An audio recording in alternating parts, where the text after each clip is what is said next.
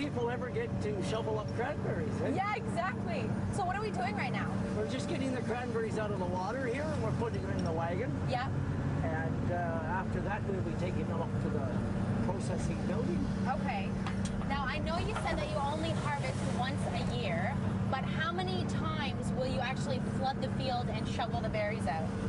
Oh, we just flood this field to harvest once. Just once? But we will flood it again around the 1st of December.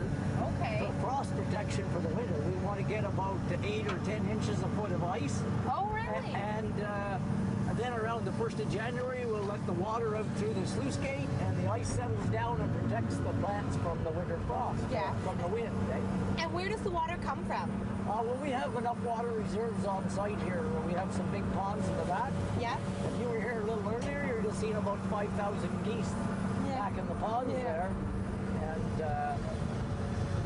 they camp out there until the cornfield. The farmers haven't started to harvest corn yet, so the geese really got no place to go. Right. So now, as soon as they start to harvest that, they'll be gone. Now, I know you mentioned at one point cranberries were actually hand-picked. How long has this method of harvesting been around? Well, I don't think there's too many people taking them off with a shovel like this here. Yeah. But we built a conveyor, and the conveyor damaged the berries. So we went to this method. Now, most places have what they call a pack-pull pump, and they pump them off into a big vat that cleans all the leaves out. Now, you're going to see in the field, everything that floats comes. Yeah.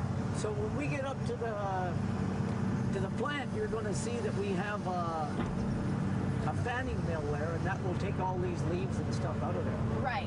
Now, out of all of the berries that are in the water right now, how many of them are actually going to be suitable for juice or jelly or jam? All of them. Every single one, even the white one? Yeah, we'll press that too. Why are some different colors?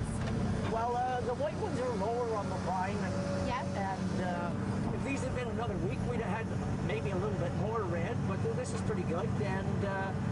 And the white ones we'll press. We won't waste them. Right. And how do you determine when it's time to flood the field and harvest the berries? Well, when somebody wants to buy the cranberries.